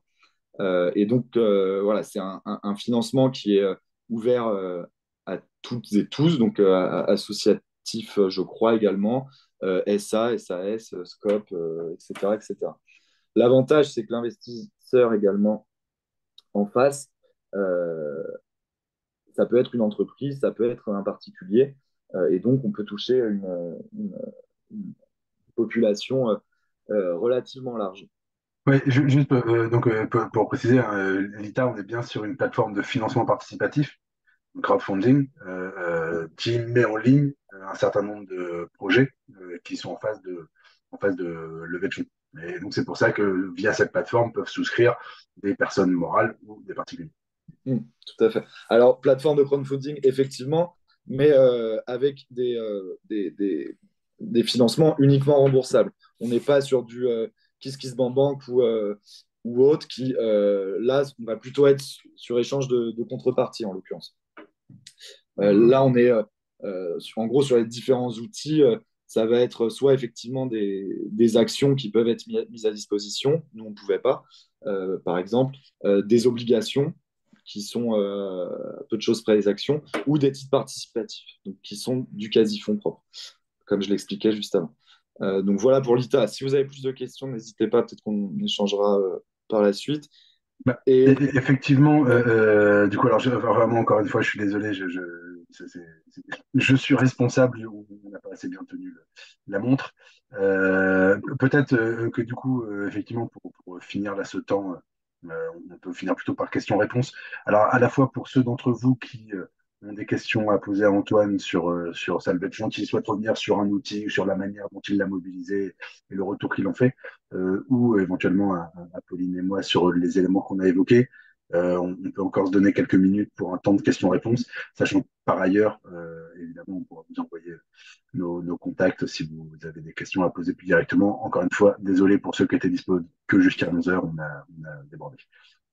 Ju- Juste un point, Guillaume, pour finir. Excuse-moi, je me permets. Oui. Juste sur l'apport au capital aussi, qui nous a été hyper important et nécessaire sur les fonds propres, ce qui permet aussi de rassurer les financeurs, comme quoi il y a des entrepreneurs qui s'engagent derrière, qui vont mettre la main à la poche et qui vont réussir à équilibrer un peu ce plan de financement. Et nous, en l'occurrence, ça nous a permis, à chaque levée de fonds, de venir ajouter également des sociétaires au sein de l'entreprise.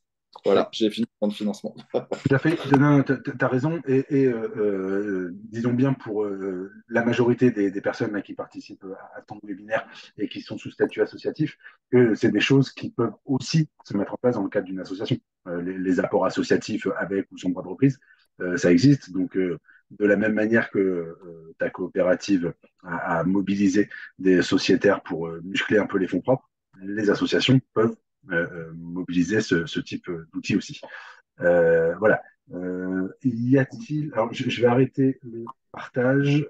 Y a-t-il des questions? N'hésitez pas à lever la main et je vous passe la parole.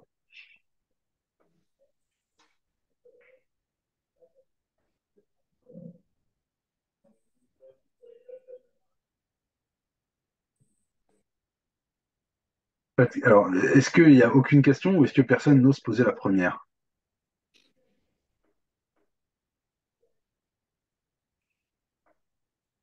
Question ou retour d'expérience d'ailleurs, hein, on sait aussi que partager des expériences sur la manière dont on a fait financer son propre projet, c'est intéressant. N'hésitez pas.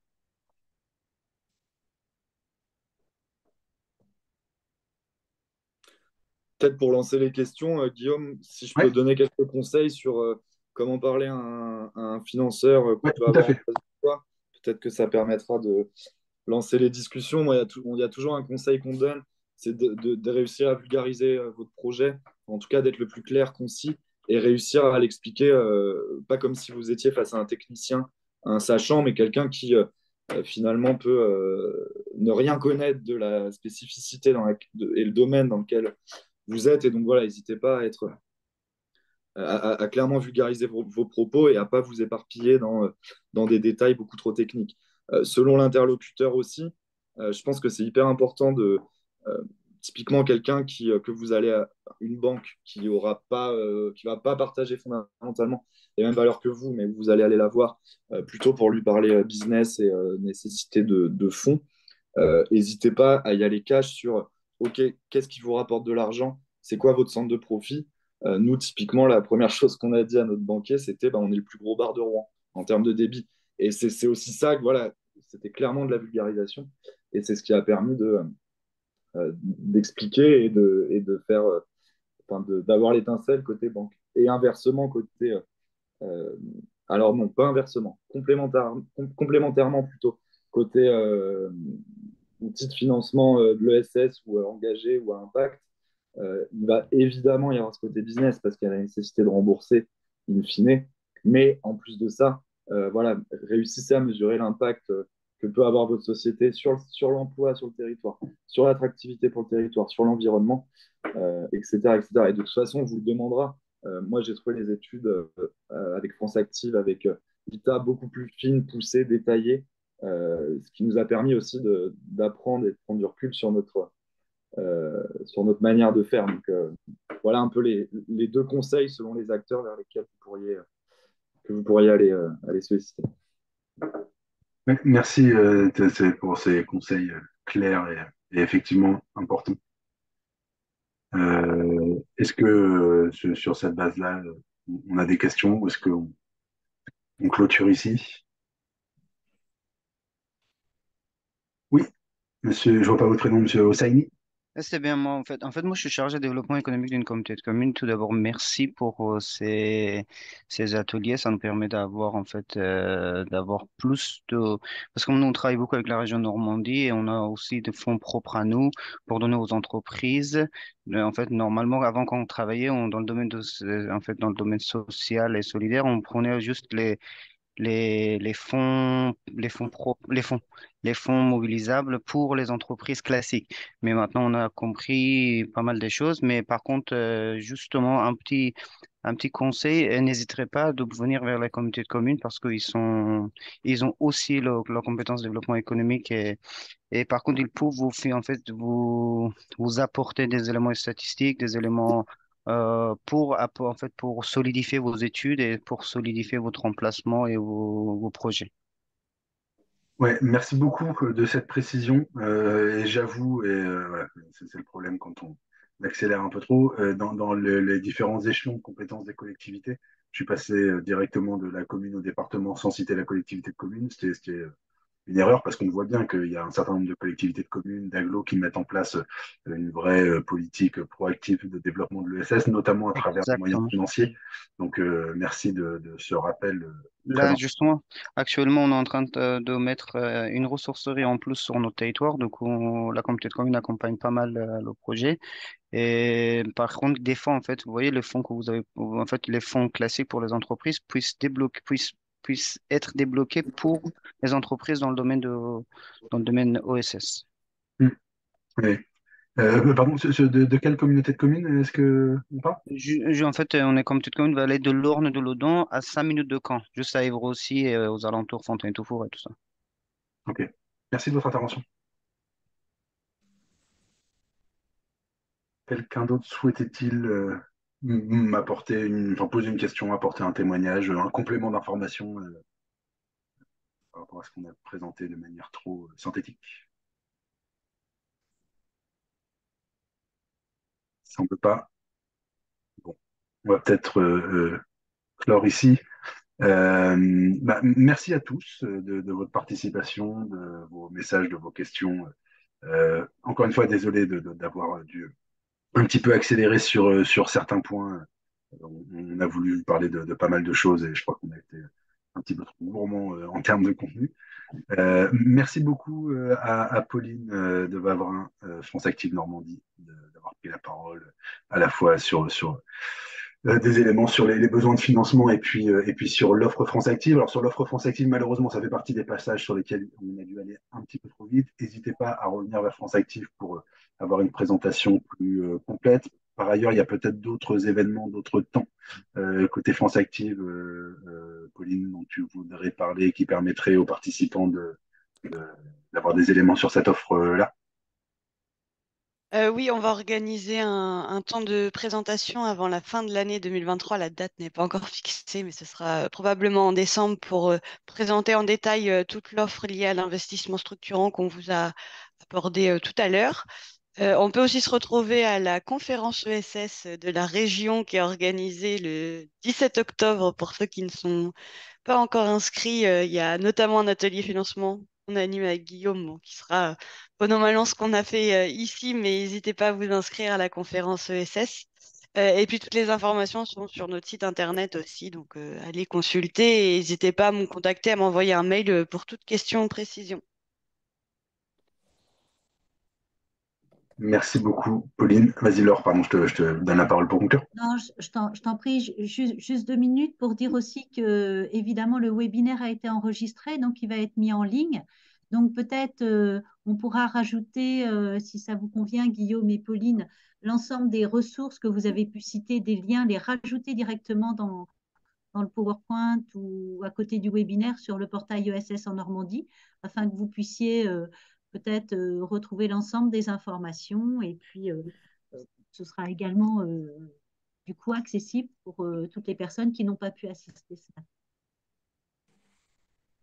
Merci, Laure. Et donc, et dernier remerciement, merci beaucoup, Antoine, d'être venu nous parler de l'atelier Lucien et puis de cette expérience sur la levée de fonds. Bonne Avec journée à plaisir tous. pour l'invitation. Bonne journée. Merci Au à revoir. tous. Au Merci. revoir.